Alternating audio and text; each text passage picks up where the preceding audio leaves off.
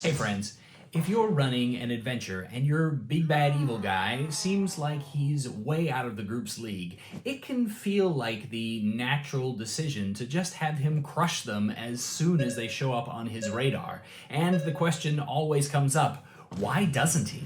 That's Space Manifest Destiny's question as selected by my tank class supporters who've already watched this video and are likely voting on the next one. If you'd like to join them, there's probably a button up here somewhere. More specifically, Destiny asked how to translate wins by the players into the next move for the villain without just moving straight to killing them. Because really, why don't we just squish them while they're squishy? I feel there's basically three ways that you can address a villain's desire to win and succeed without crushing the party right off the bat as soon as they come across them. The first is to plan it out beforehand why the villain is not going to care. The second is to add restrictions on the villain that is going to stop them from being able to deal with it. And the third one is to figure out reactions that can take place that make enough sense to be not about destroying the group.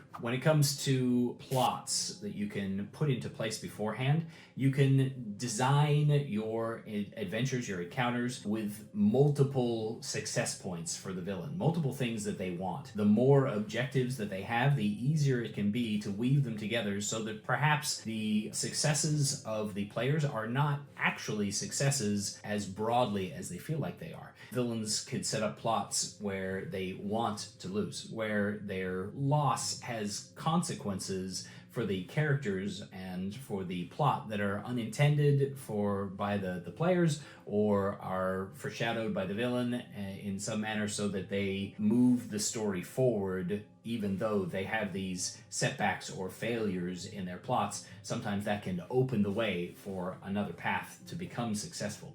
You can create your plots this way, but it is a challenge to do so because you don't know what the players are going to do. And so you might think that they're going to follow this nice simple path and that killing this crystal golem that you've got guarding a treasure is going to mean that they get access to the treasure, but they don't realize that the treasure vault itself is what the villain also is desperately in need of in order to store something or shield something or so on and so forth. You can't predict that the players are going to somehow find a way to shut down the crystal golem very temporarily, get in, get out with the thing that they want, and then the golem's back up and blocking the path and they've made off with the thing they need. Or you can't predict that they're going to destroy the vault in the process because players just love to break things. So, sorry, that's trauma speaking. You just don't know what they're going to do, and so trying to plan ahead of time can become a little bit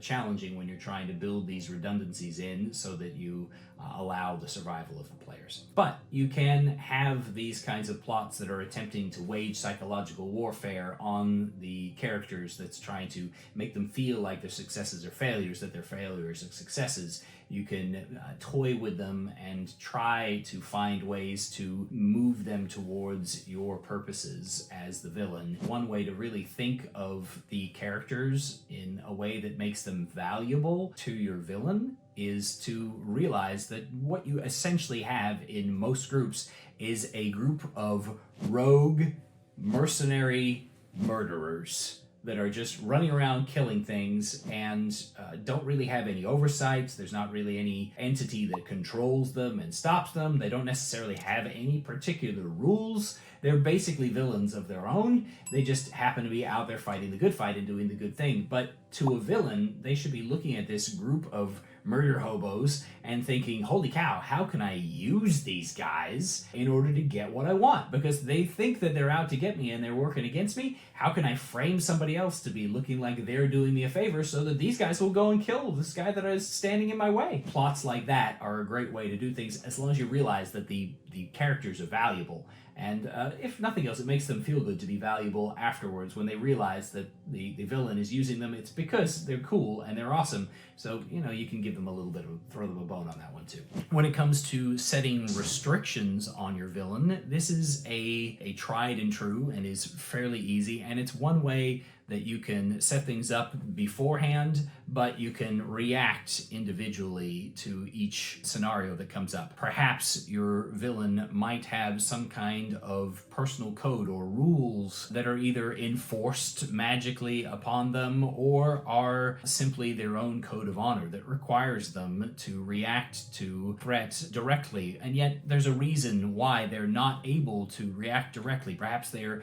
a public image and they can't afford yet to be discovered. Perhaps they're trying to hide from a greater threat, which is an awesome way to keep your villain's head down, because while we know that your player characters are powerful and awesome and everything, they're not usually the luminaries of the realm. They're not usually the biggest, baddest, scariest guy on the field. They're typically just one of a bunch of small groups of powerful adventurers that exist in the world. And so if your villain is under the threat of a greater power or some kind of entity or magic that is restricting their actions, then you can use that as your excuse for not just coming and crushing them.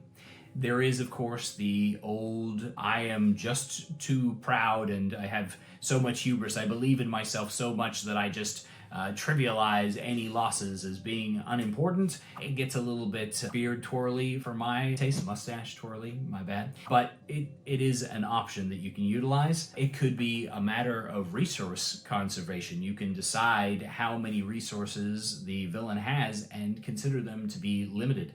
Either limited because they only have these things available that you've figured out in advance, and so you can't afford to move them away from the plots that they're working on, or limited because there are other greater threats, and the biggest, baddest, coolest, most useful resources are somewhere else dealing with that.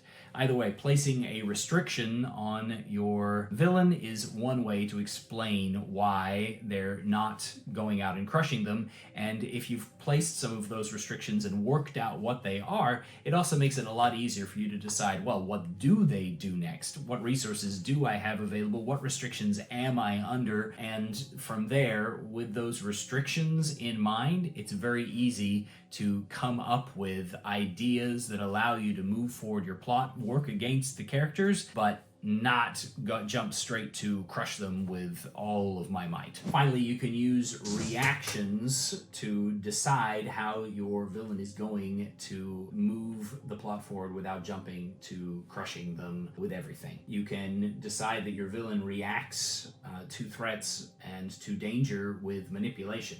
Going right back to that thought about how powerful your characters are and how useful a resource they might be, a manipulative bad guy is not going to destroy something that is useful to him until it is no longer useful. And so trying to manipulate them is a great alternative option.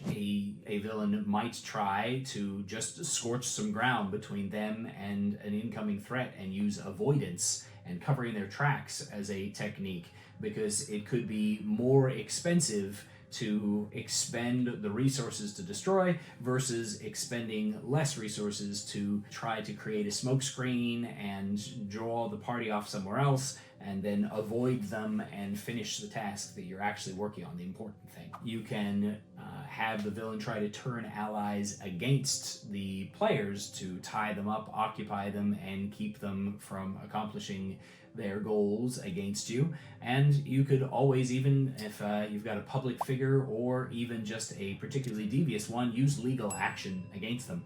If, for instance, they broke into a noble's villa and in order to uncover the plot that was happening inside and there was fight and they harmed some noble and so on and so forth, well, if they're in Waterdeep, you can find ways to accuse them of trespassing and of harming or slaying a noble, which in Waterdeep can be a capital offense, and if nothing else is going to hit them in the pocketbook and or put them in a jail cell for a while and tie them up so that your villain can continue what they're doing. There's lots of other options to pick and choose in order to let your villain work against the group without just jumping to more combat encounters. And the biggest overall tip that I could possibly offer is just to give yourself that restriction and then sit back for a minute and think it through. If you just say, my villain isn't going to just send out everything he's got and crush the party, why? Sit with that question for a moment, think about it, come up with the restriction that stops them or the method by which they react. And then once you've decided what that reason is, which your brain will be good at looking back at the past events and deciding something like that. Once you've decided that, then ask, how does he move forward to work against them without crushing them? And just sitting with those questions for a little while and learning about your villain can go a really long way. It's okay not to know who your villain is perfectly up front. In fact, you probably won't and probably shouldn't. Your villain should be constantly growing and evolving, just like players' characters should be growing and evolving over time as they learn how they react in certain circumstances. If you think that you know it up front, either you're not delving enough into their head, or you are just choosing to willfully not gain more information about them, I would say. Regardless, thank you Space Destiny for this question, and thank you everybody for watching. If you have a question that you would like me to muse on, then drop it in the comments down below. However, if you want to tell me what to talk about, then consider becoming a Tank Class supporter and getting the right to vote on upcoming content. Thanks so much for watching, and happy adventure.